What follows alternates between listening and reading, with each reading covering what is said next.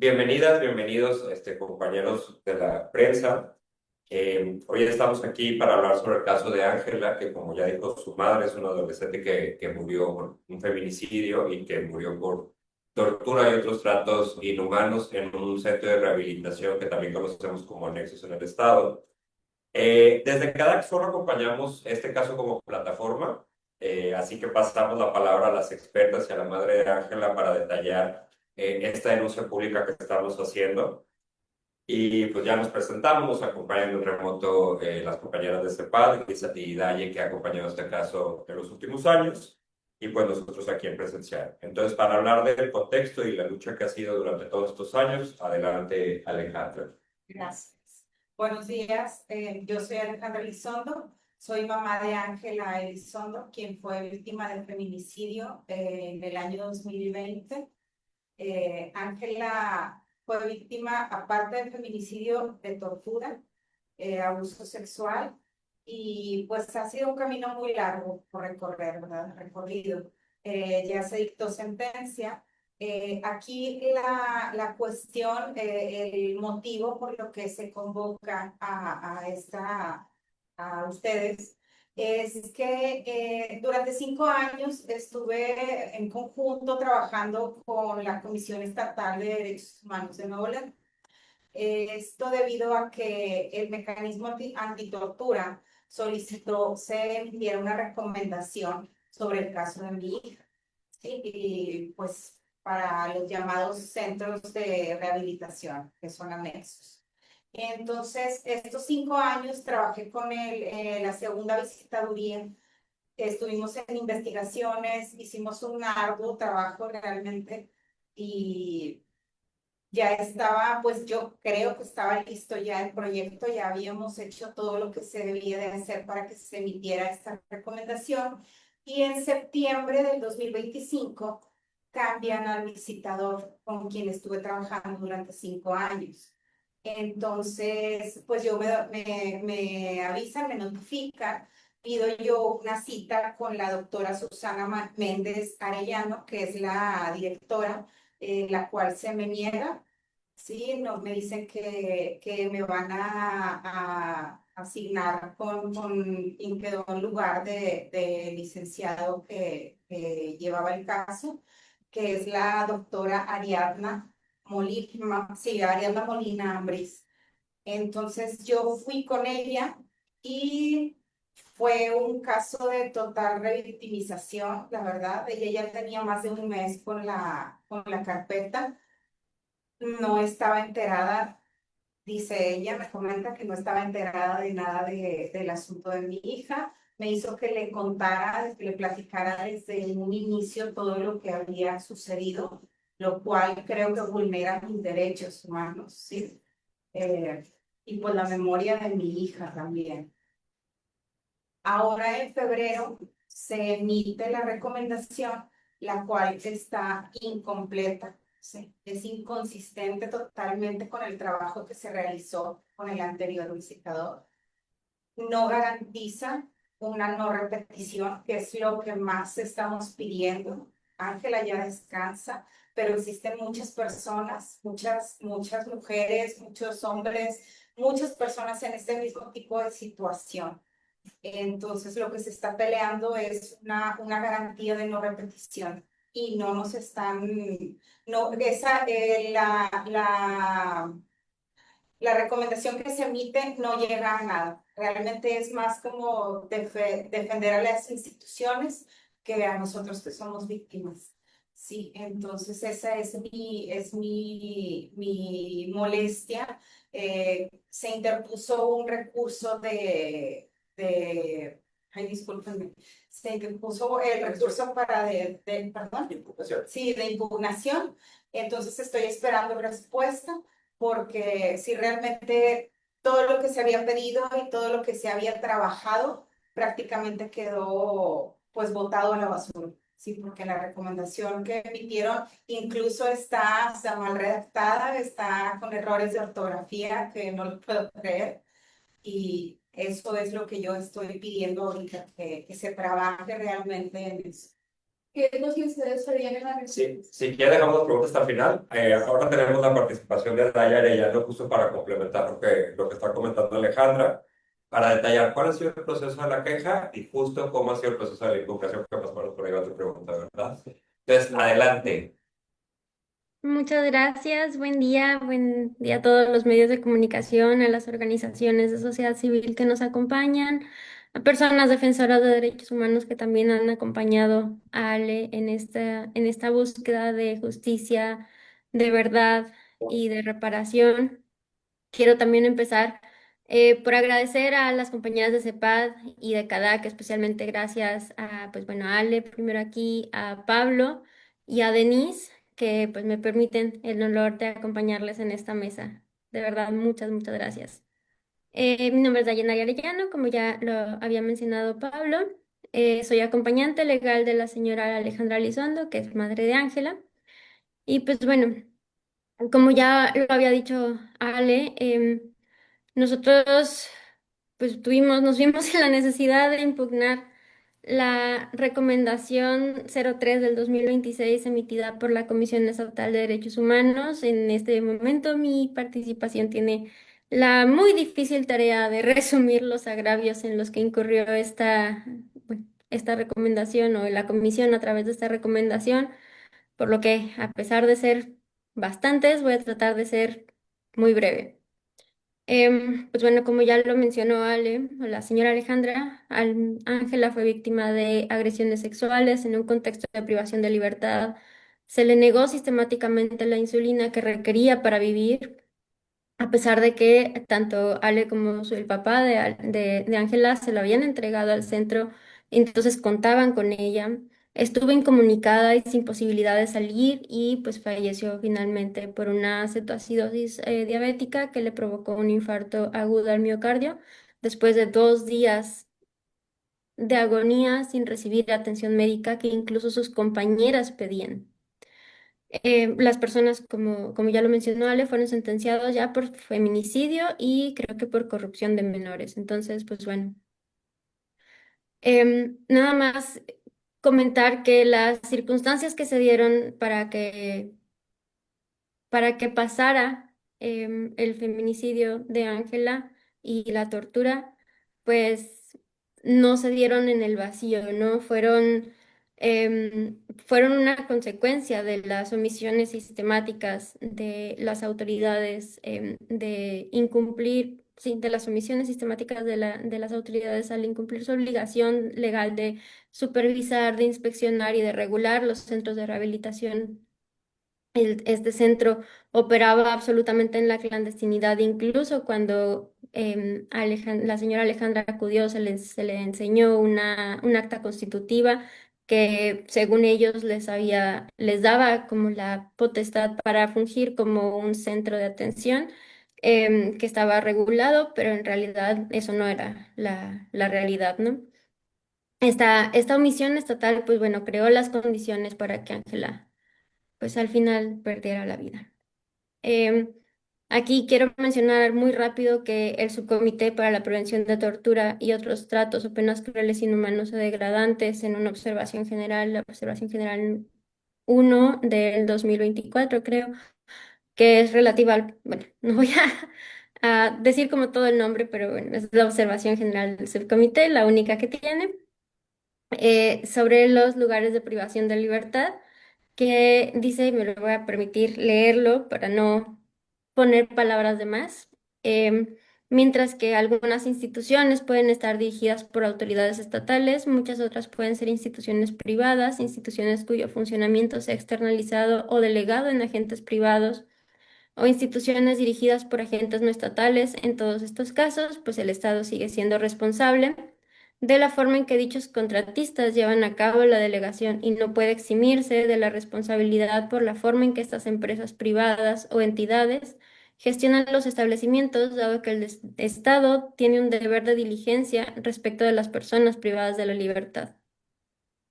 Con este, digamos, contexto, que ya ahora sí me voy a meter a lo que dijo la Comisión Estatal en esta bastante agravante recomendación Y es que, bueno, pues después de casi 6 años de espera, la Comisión Estatal emitió la recomendación y en ella reconoce sí violaciones a derechos humanos de a la salud, a la integridad, no, a la vida y al interés superior de la niñez.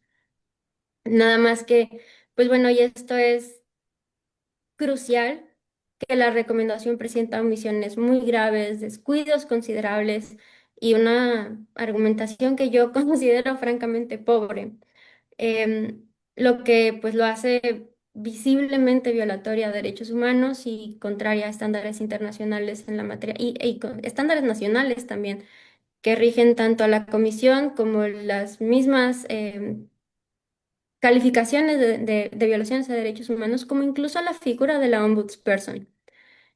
Pues bueno, esta impugnación se presenta el 25 de febrero y en estos días se está cumpliendo el plazo de 15 días que tiene la Comisión Estatal para enviar a la Comisión Nacional el escrito de impugnación junto con el informe justificado y pues en cualquier momento ya esperamos la notificación de recepción por parte de la Comisión Nacional. Em, Primero, uno de los primeros agravios que nosotras identificamos de manera básicamente inmediata fue la omisión de calificar los hechos como tortura.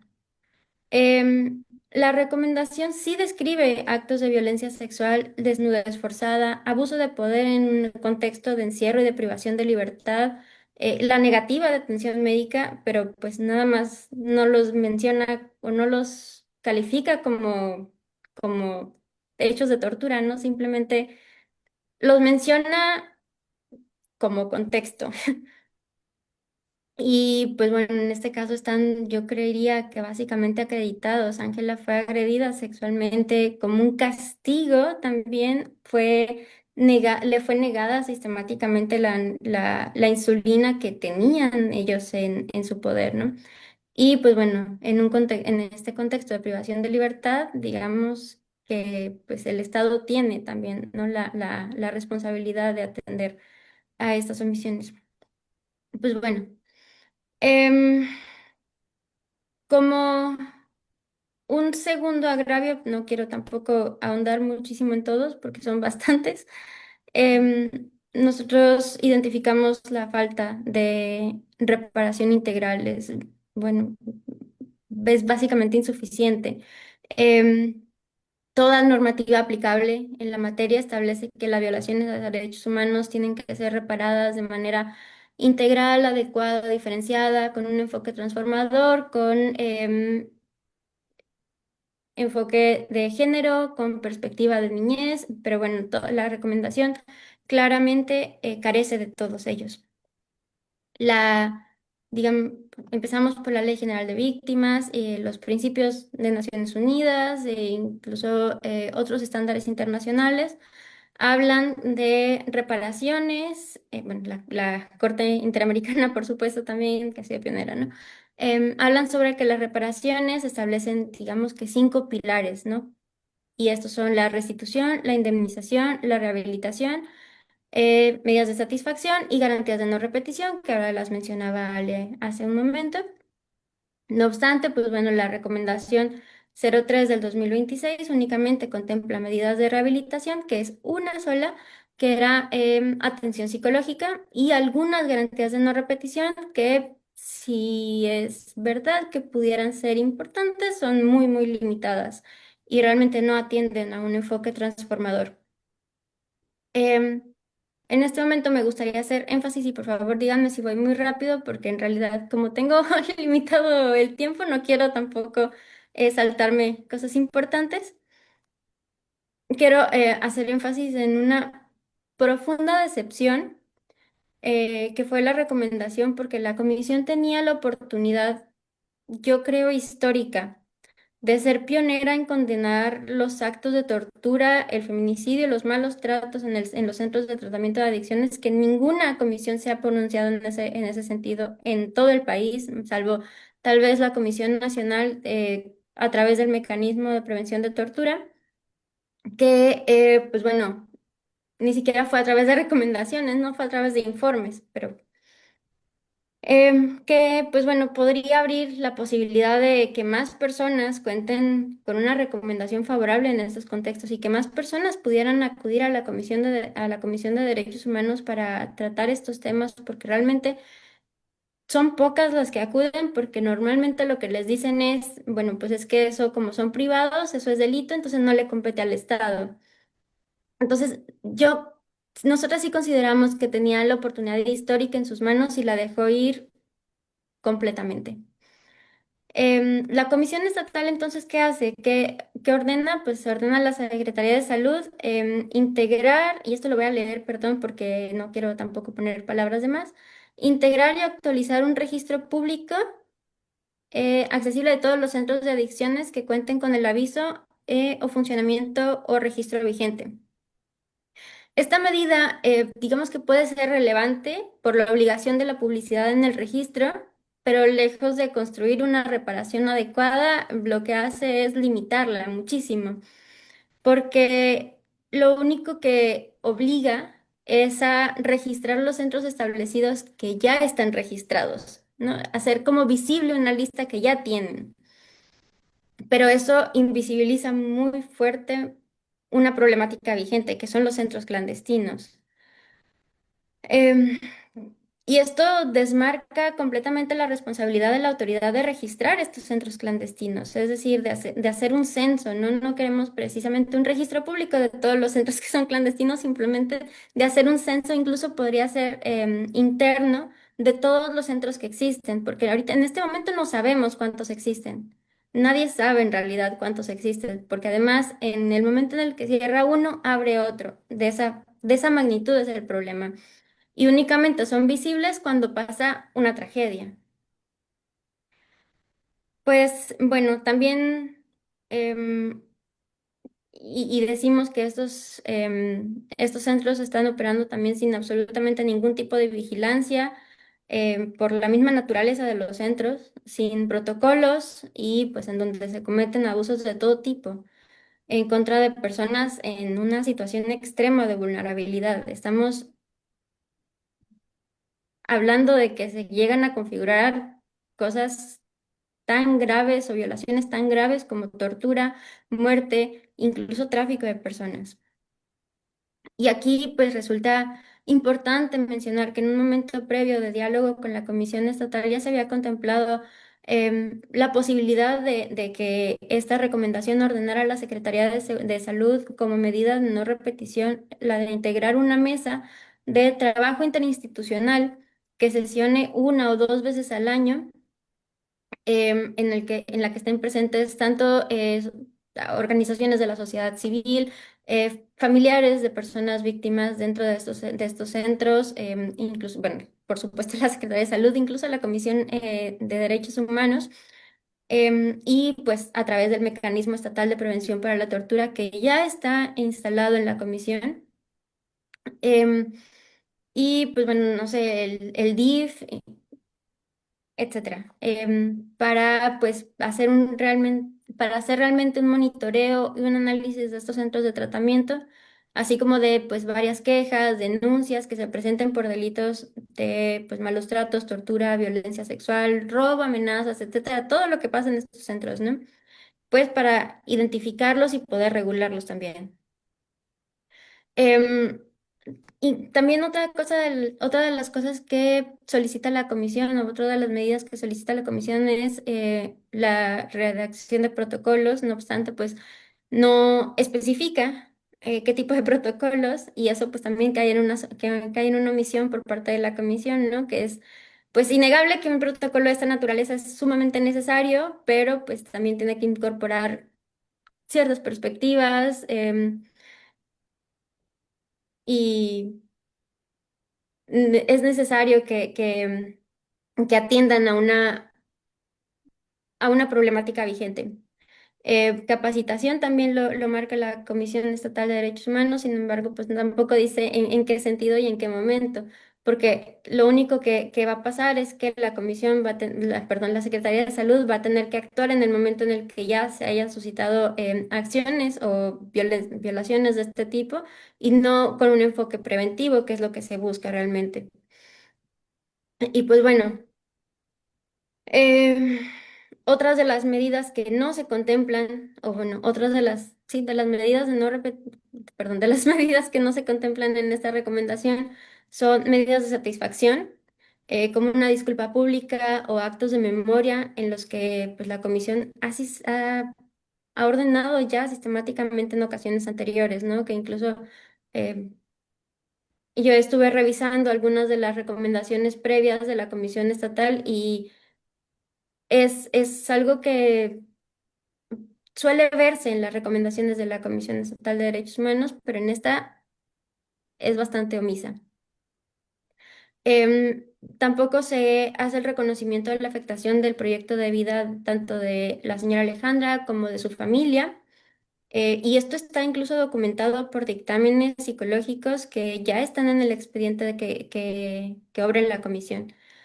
No hay ningún tipo de mención a una compensación económica, a pesar de que pues, la señora Alejandra ha acreditado gastos, pues, empezando por gastos funerarios, pérdida de ingresos, incluso desplazamiento forzado, no voy a hablar como mucho tampoco de eso, también gastos médicos, psicológicos y pues bueno, hay un daño moral francamente irreparable.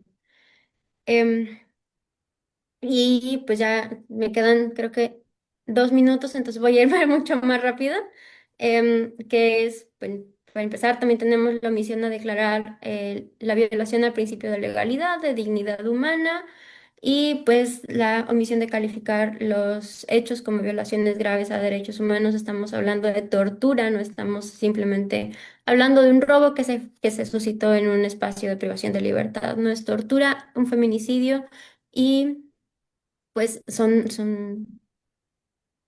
pues violaciones que deberían estar consideradas como violaciones graves a derechos humanos.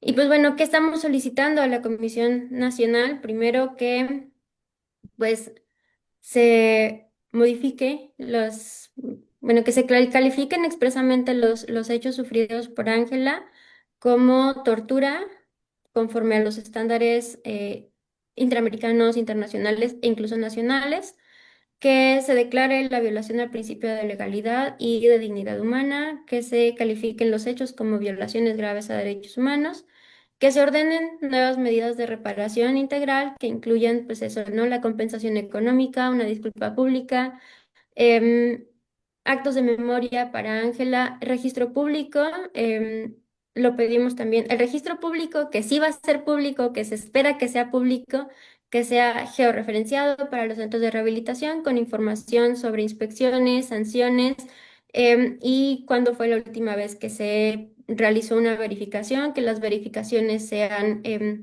espontáneas y que se tenga pues realmente una regulación muy clara y muy pública y muy transparente sobre estos centros.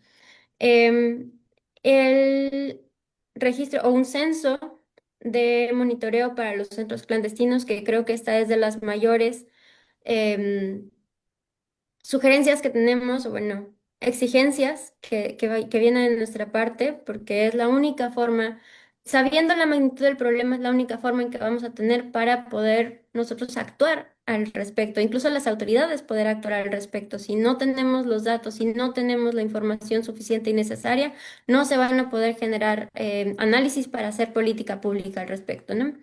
Y pues bueno, las mesas de trabajo interinstitucionales que para nosotros son valiosas y muy importantes porque es nada más escuchando a las víctimas y escuchando a las familias que se va a poder entender cuál es la magnitud de este problema. Y pues finalmente, pues que se declare la afectación al proyecto de vida tanto de la señora Alejandra como de sus familiares y de las otras víctimas a las que no se menciona como víctimas dentro de la recomendación. Pues bueno, no, yo me atrevo a decir que este no es solamente el caso de Ángela, este es el caso de cientos, quizás miles de personas que están internadas en estos centros y en condiciones francamente deplorables y que están pues expuestas sin ningún tipo de supervisión estatal, em, a todo tipo de abusos, de violencias. Y pues bueno, lo que le pasó a Ángela, lamentablemente puede volver a pasar y está pasando seguramente en este momento. Solamente en los últimos meses, y nada más haciendo una revisión muy rápida de hemerográfica, nos hemos dado cuenta de varias notas periodísticas sobre las muertes en anexos en el área metropolitana. De los últimos meses, por lo menos han sido 5. Y esto nos habla de una sistematicidad de operaciones. Y pues bueno, nada más para decir que la recomendación 03 del 2026 emitida por la Comisión Estatal de Derechos Humanos es insuficiente al omitir, pues no nada más nombrar la tortura y negar una reparación integral, sino que legitima, considero, aunque sea por omisión, que estas prácticas continúen. Em, pues bueno, aquí cierro mi participación. Muchas gracias, Pablo, muchas gracias, Ale, a Denise también por la oportunidad y nada, aquí continúo para la etapa de preguntas y respuestas. Muchas gracias. Detalle. Bueno, ahora pasamos con Denise Montiel del Centro de Justicia para la Paz y el Desarrollo. Va a ahondar más en el tema sobre tortura y centros de tratamiento de adicción. Adelante, Denise.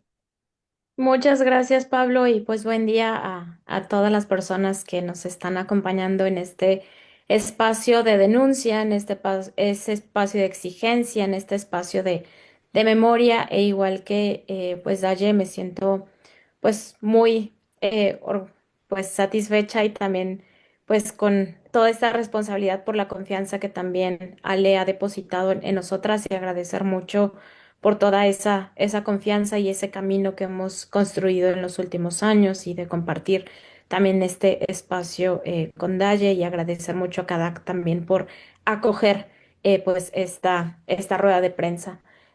Como ya mencionaban previamente, pues bueno, el pasado 27 de enero la Comisión Estatal de Derechos Humanos de Nuevo León emitió la recomendación 03-2026 sobre la tortura, el feminicidio de Ángela ocurrida en febrero de 2020 dentro de un centro de tratamiento de adicciones donde ella se encontraba privada de su libertad.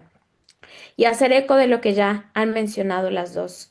Hoy estamos aquí para decir algo muy claro. Lo que ocurrió no fue una simple omisión, como lo hace ver la Comisión Estatal en su recomendación. Fue tortura. No fueron simples abusos, no fueron maltratos, no fueron irregularidades. Fue tortura. Y es que nombrar correctamente lo que ocurrió no es un detalle semántico solamente de palabras. Nombrar las cosas por su nombre es lo que permite que el Estado investigue adecuadamente, que sancione a las personas responsables y que garantice principalmente que lo que pasó a Ángela no vuelva a ocurrir. La propia comisión, como ya nos decía también Daye, reconoce en su recomendación hechos sumamente gravísimos, que Ángela fue víctima de abuso sexual, que fue obligada a consumir sustancias psicoactivas, que estuvo sometida a violencia sexual y que como forma de castigo se le negó atención médica y la insulina que necesitaba para sobrevivir, aun cuando las personas responsables sabían de su condición médica y contaban con el medicamento que Ale también le había proporcionado. Es decir, toda esta narrativa de hechos que presenta la propia comisión contiene elementos suficientes para calificar estas conductas como tortura y no lo hizo. Ángela y sus compañeras fueron sometidas a desnudez forzada, a abusos sexuales, a violaciones, a un consumo coaccionado de sustancias por parte del encargado del centro en el que permanecían ellas internadas. Ellas estaban bajo su custodia, estaban privadas de la libertad y en una relación profundamente asimétrica de poder. A esto además se le sumó la negativa de suministrarle insulina a Ángela pese a las reiteradas solicitudes de ella y de sus compañeras. Esta negativa le provocó un sufrimiento prolongado y agudo que además pudo haberse evitado fácilmente. Por lo que hoy queremos decir, no se trató de una negligencia, fue una decisión consciente y fue un castigo perpetrado en contra de Ángela.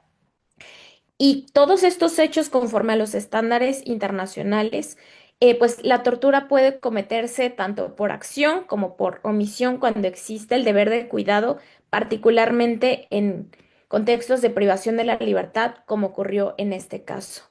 Sin embargo, Pese a reconocer los hechos, la comisión omite investigarlos y calificarlos como tortura. Al hacerlo, pues la comisión adopta una narrativa restrictiva que desdibuja el horror y los horrores de lo vivido por Ángela y por sus compañeras. Cuando se lee el documento de la recomendación, pareciera que las agresiones sexuales fueron un hecho secundario, casi accidental dentro de esta historia. Y esta forma de narrar los hechos no solamente es jurídicamente incorrecta, como ya lo ha explicado también Daye y como también él lo mencionaba anteriormente, sino que de igual manera constituye una forma de violencia simbólica y nuevamente un acto de revictimización en contra no solamente de Ángela, sino también de sus familiares, como Ale y como en contra también de sus hermanos y demás familia. Porque al no nombrar la tortura, la recomendación minimiza este sufrimiento y al mismo tiempo también impide que se activen todas estas consecuencias jurídicas que la calificación de la tortura implica, particularmente en materia de investigación, de reparación integral y de garantías de no repetición. Pero además también, y lo que resulta sumamente grave, es que con esta recomendación, la Comisión Estatal de Derechos Humanos de Nuevo León también contradice abiertamente la legislación nacional en materia de tortura y los más altos estándares internacionales en materia de prevención de tortura.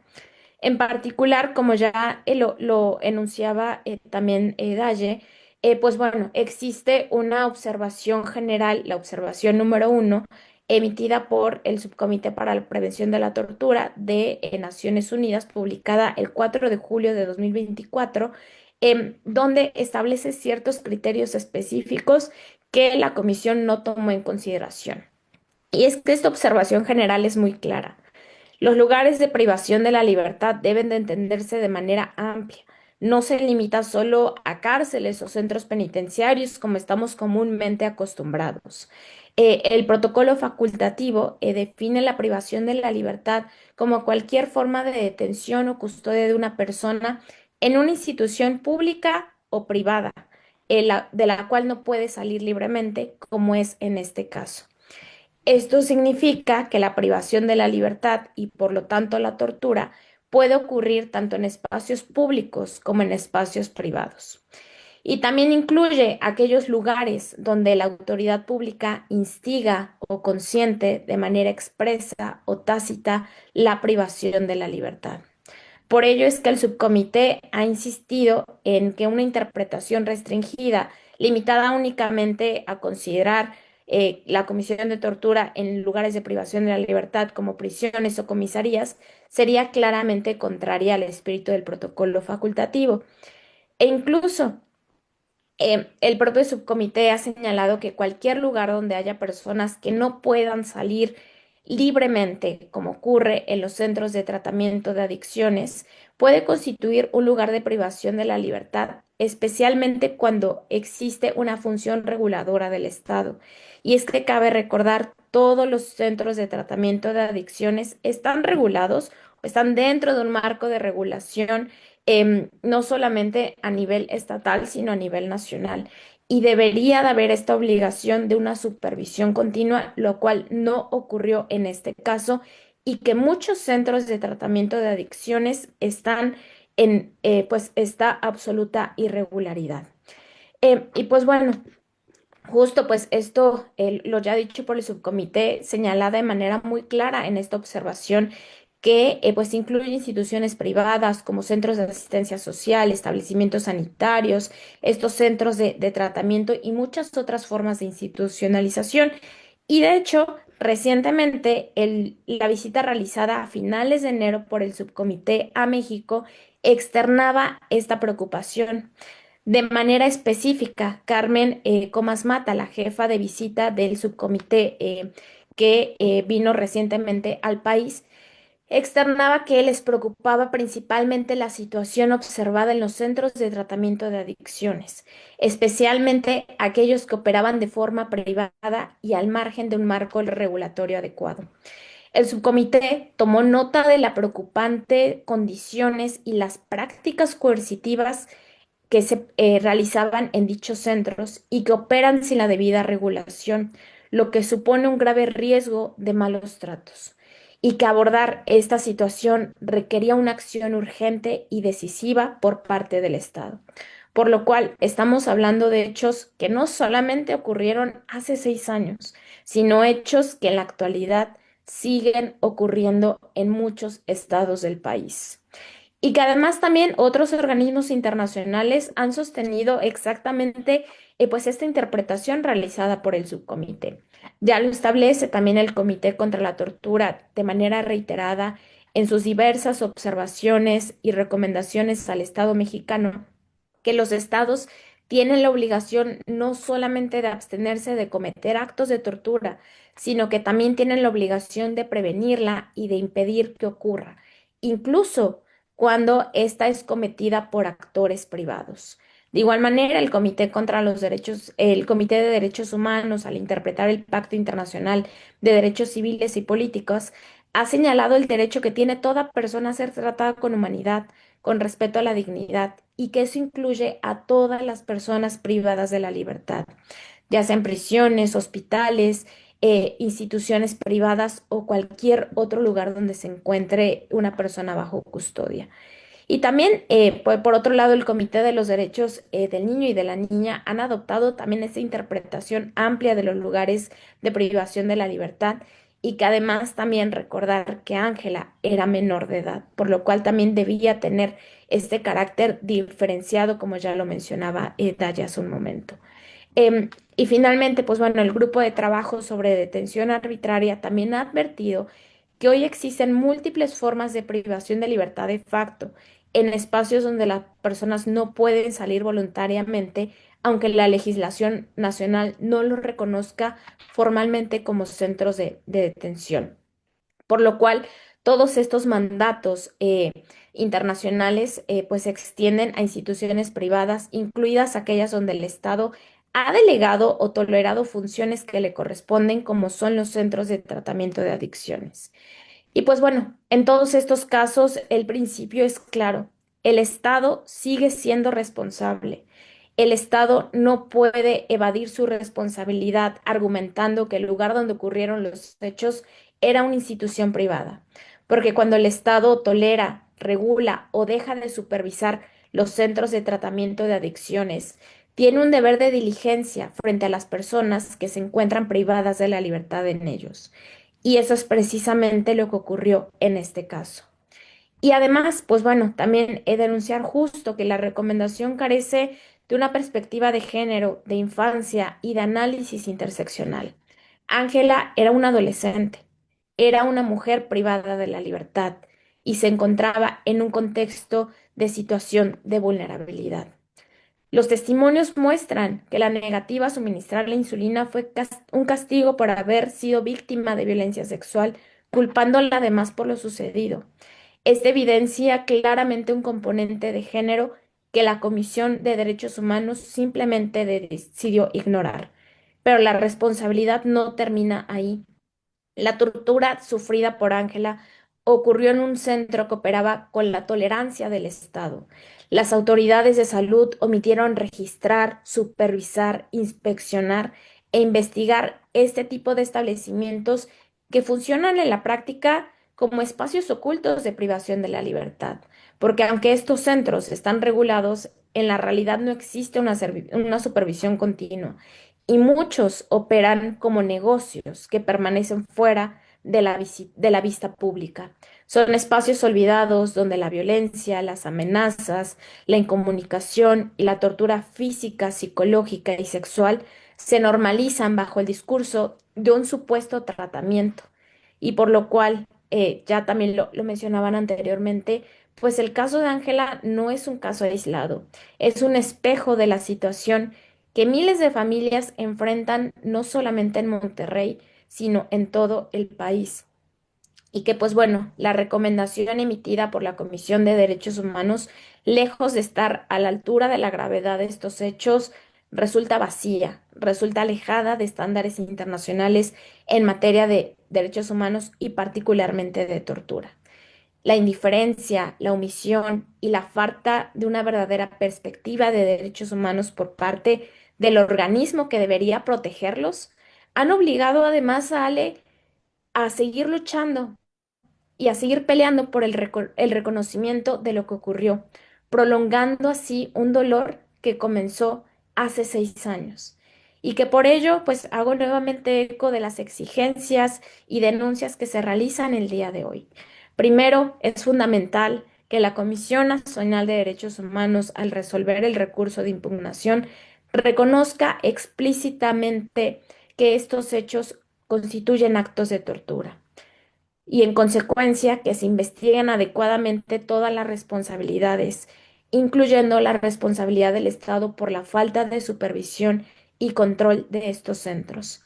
Y que de igual manera, pues las medidas de reparación integral eh, se construyan considerando lo verdaderamente sucedido y acorde a la gravedad que implica la comisión de una grave violación de derechos humanos, como lo es la tortura y como lo es también el feminicidio.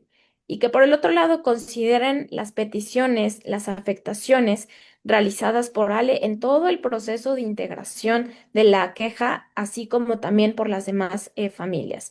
Y ya, pues de manera detallada, justo Daye enunció de manera particular en qué se traducirían estas medidas de no repetición. Y bueno, por otro lado, esta exigencia mucho más amplia, que las comisiones de derechos humanos nunca más dejen de escuchar a las víctimas, que realmente se puedan emitir recomendaciones por hechos de tortura ocurridos en centros de tratamiento de adicciones. Y que por el otro lado, pues se implementen de manera adecuada las obligaciones que se desprenden de todo este marco internacional y nacional del que ya hablé, y que de manera particular justo los mecanismos de prevención de la tortura, recordando que recientemente en Monterrey se creó también un mecanismo de prevención de tortura y existe uno a nivel nacional y otras entidades federativas también cuentan con estos mecanismos de prevención, funjan debidamente su labor, que se traduciría en que acudan a los centros de tratamiento de adicciones, los que operan de manera regulada o los que operan de manera clandestina, para supervisar las condiciones en las que se encuentran las personas privadas de la libertad en estos espacios. Porque lo que hoy está en juego no es solamente la memoria, la justicia por Ángela, por Ale, sino por las cientos de personas que han atravesado la misma situación.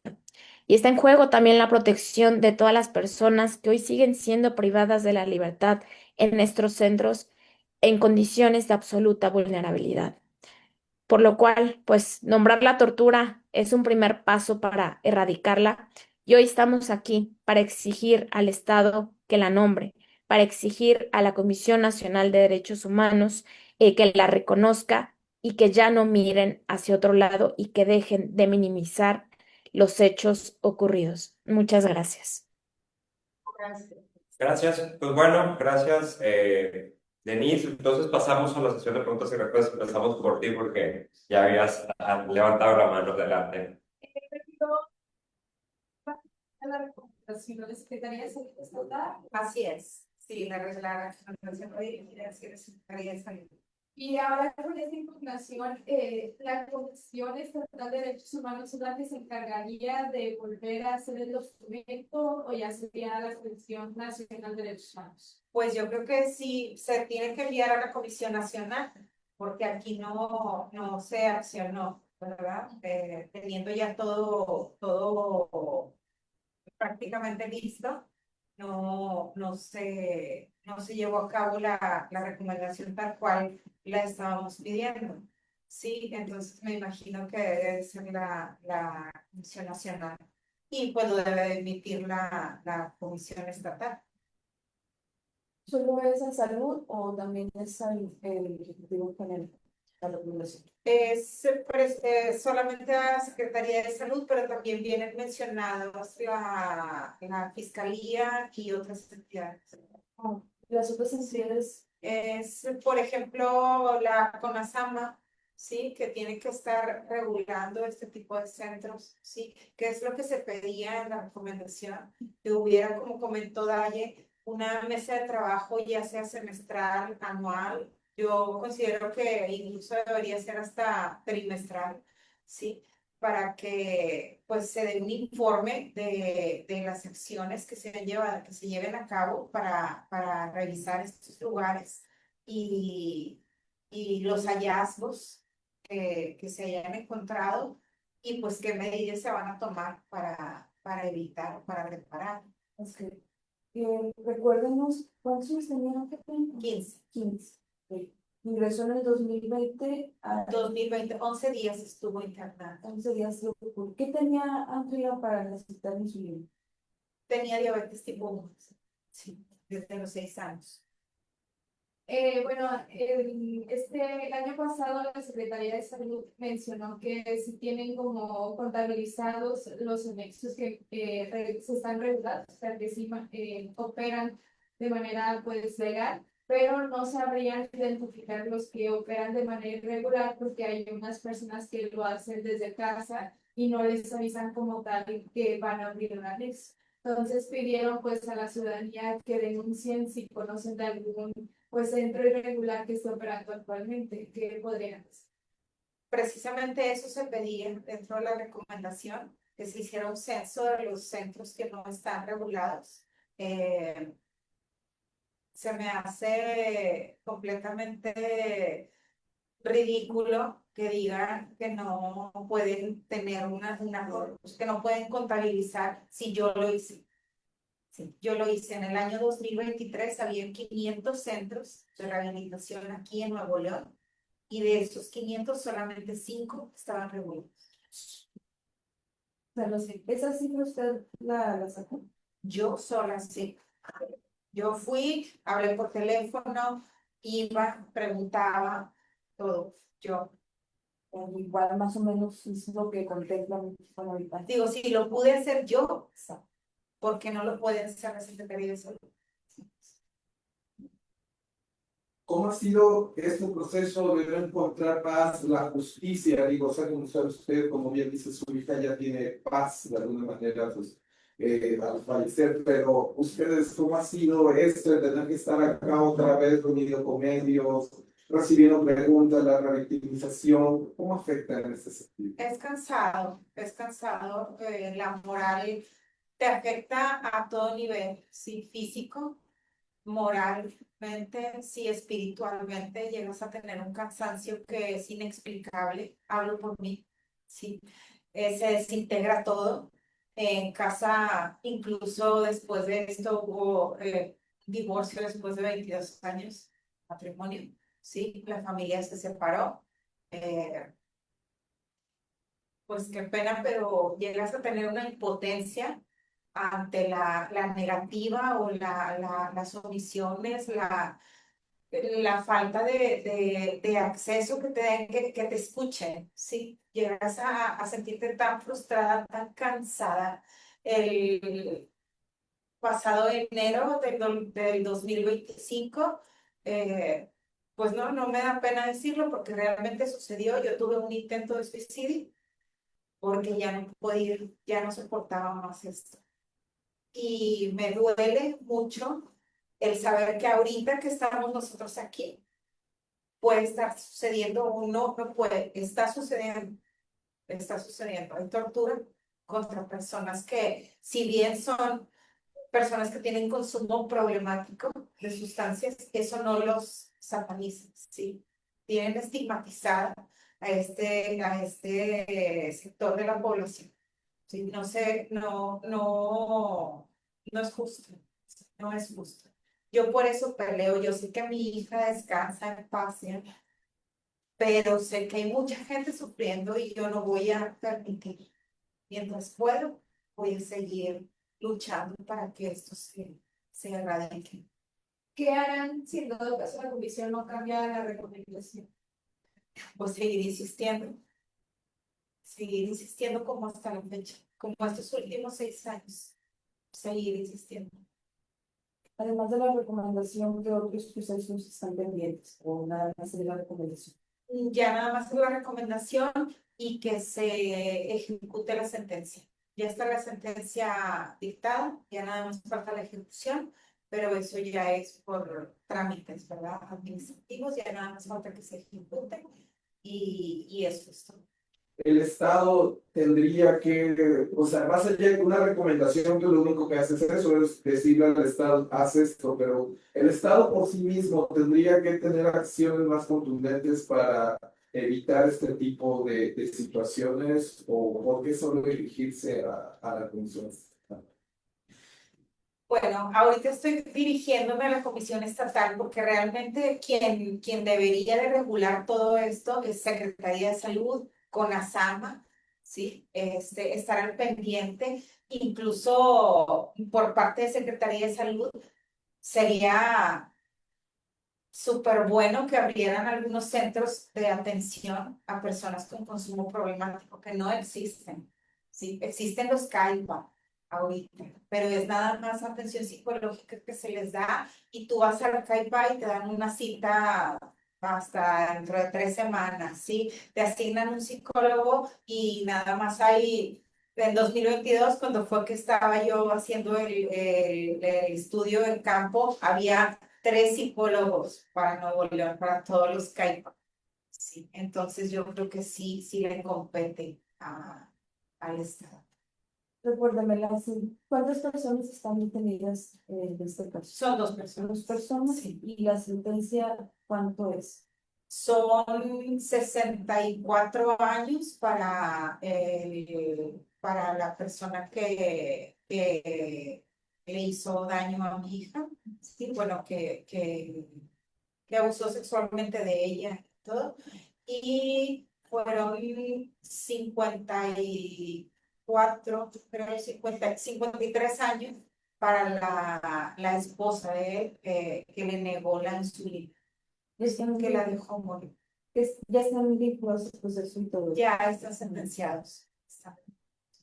Sí, son Y el- contra la Constitución. El centro pues ya está cerrado y todo. Fíjate que cuando fallece Ángela, el señor desaparece, sí, lo esconden en otro centro de rehabilitación, que era de unos amigos de ellos, sí, que no son centros de rehabilitación, son anexos. Lo esconden 3 meses, a los 3 meses sale y vuelve a abrir el centro y vuelve a abusar sexualmente de 2 niñas, de 2 muchachas, sí. Ya después de eso es detenido. Es detenido porque una de las chicas no fue Ángela solamente agredida en ese día, sí, fueron 6 chicas. Una de ellas tuvo el valor de ir a denunciar y gracias a ella él está ahí. Y el centro lo cerraron. El centro está cerrado, pero como ese centro existen muchos. ¿Nos recuerda el nombre del centro y dónde está ubicado? Está ubicado en Santa Catarina, Nuevo León, y el nombre es Jesús Salva o el Tabernáculo. Sí. Lo que pasa es que si eres una iglesia, la parte de abajo era una iglesia y arriba era el centro de rehabilitación. La iglesia era el tabernáculo y el centro de rehabilitación es Jesús Salva. Sí. Un mensaje para las personas que están pasando por esta situación. Mira, a partir de hace 3 años nos hemos reunido con familiares de personas que han pasado por este tipo de situaciones y se creó un colectivo, es colectivo de apoyo a sobrevivientes de tortura Ángela Elizondo. Por el momento no está todavía, digo, ha perdido actividad, sí, porque pues han habido ciertos sucesos que lo han detenido, pero se pueden acercar y que alcen la voz, que denuncien. Ese también es un gran problema, que tienen miedo, tienen miedo. Desgraciadamente estos lugares pues te amedrentan, sí te amedrentan cuando pasa algo a los mismos internos y a la misma familia. Sí, amedrentan diciendo que saben dónde te amenazan, porque la mayoría que son irregulares están abiertos por personas que realmente fueron adictos también, ya están recuperados y se les hace llamar padrinos, pero no tienen ninguna capacitación, ¿sí? Y abren su centro de rehabilitación, lo hacen por intereses económicos, ¿sí? Porque barato no es. Entonces es muy fácil abrir un centro de rehabilitación y pues estar en la clandestinidad. Entonces yo les recomiendo que alcen la voz. Si pasa algo, vayan y denuncien. No pasa nada. No va a pasar. No están solos, vaya. no están solos, aquí estamos nosotros. Por mi parte, aquí estoy yo. Sí, aquí estoy yo y estoy segura que las personas que están conmigo en Castal también. Pues muchas gracias, compañeras, compañeros. Un gusto verlos de forma presencial. Como cierre, pues creo que es responsabilidad de la sociedad, de todos los que lo integramos, que este caso no quede impune y exigir al Estado que haya una verdadera medida de intervención para seguir evitando que esto suceda, ¿no? Como se comentó aquí, pues esta es una realidad que atraviesan muchas personas. Este es un caso ampliamente documentado, pero no podemos permitir que la impunidad siga, ¿no? Pues gracias y estamos en contacto. Muchas gracias.